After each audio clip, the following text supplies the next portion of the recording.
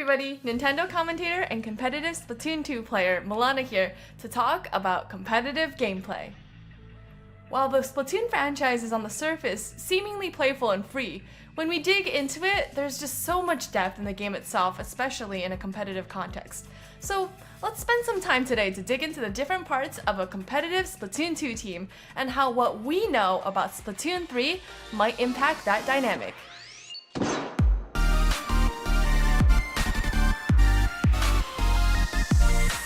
First, let's focus on the different weapon roles in Splatoon 2. In competitive Splatoon, different roles can be assigned to different weapons, and this terminology can be different depending on really who you talk to in the competitive community. So I'm using these terms specifically so that we can describe the weapons and their roles as flexibly as we can. The first role that I want to talk about is called the Slayer. Now, as per the name, the Slayer focuses on getting splats for a team and gives the opportunity for the rest of your team to move forward and complete the objective. Obviously, their role is pretty important in the context of Splatoon, so you'll usually see at least one Slayer on a team.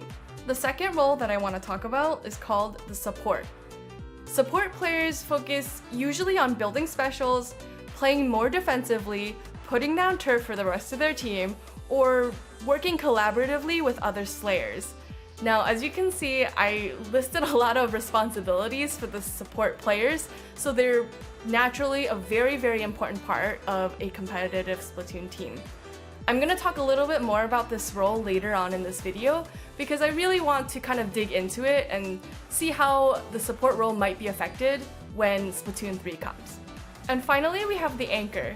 They're also known as the backline in a lot of Splatoon teams, and based on where they are, they allow players on the team to kind of jump back into the action quicker. And since they're usually positioned farther back on the battlefield, they also allow kind of an overview of the map to be able to provide insight as to where the enemies are. Now, the reason that I use these terms specifically, like I said, is to kind of allow a little bit of flexible thinking when it comes to creating Splatoon teams. And what I mean by that is, for example, say you have a Kansas Splattershot on your team, and if you were to use the terms such as frontline, midline, backline, this would be considered a frontline weapon, just given that their range isn't that large, they have a lot of slaying power, and a lot of players do use it in that way. However, you can also use that same weapon in a more supportive role, which means you can turf a lot, you can build specials, you can use that to find enemy positioning, and you can use it in a way to support other Slayer players. So by using Slayer support Anchor, we can kind of think of a team composition in a more flexible manner.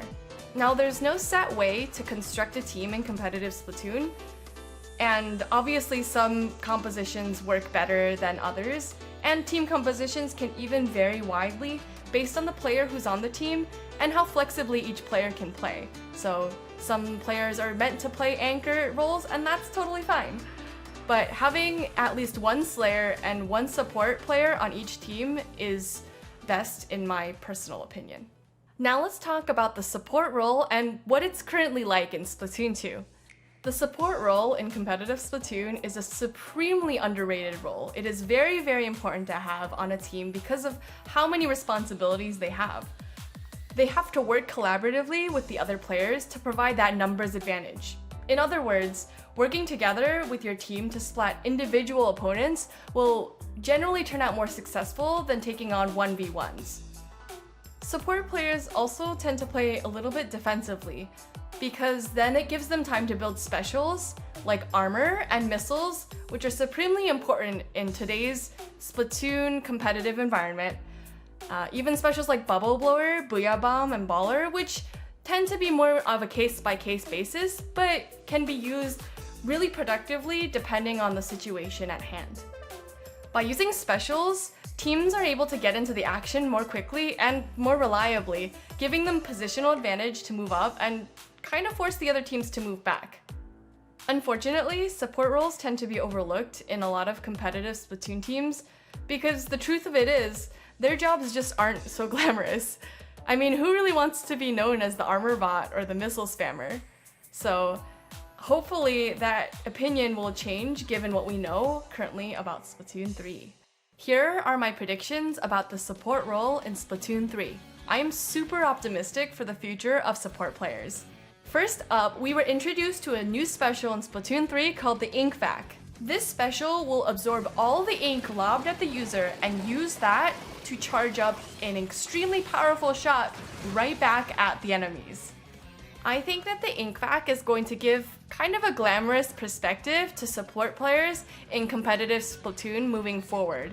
It allows for support players to move up with Slayers to be able to protect Slayers as they're getting picks for the team. And from what we can see from the trailer, that projectile that you can shoot back at the opponents seems like it could be pretty devastating, so hopefully this gives a little bit of pizzazz to the support role in Splatoon 3. We were also introduced to the new Crab Tank special. As a competitive player who started as a support player, moved to a Slayer role, and is considering going back to my origins as a support player in Splatoon 3, this is the special that I'm most excited about. I think there's a lot of potential to use this Crab Tank to give covering fire and a distractions for Slayers who are moving up for the splats.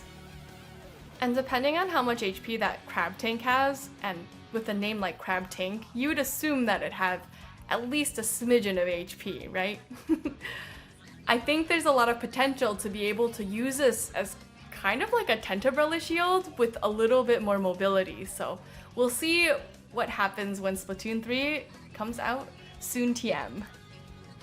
Given that the Ink Vac and the Crab Tank specials both have offensive and defensive potential, which I would say that Splatoon 2 specials don't do a particularly good job of implementing, hopefully we'll see a rise in support players from this new implementation.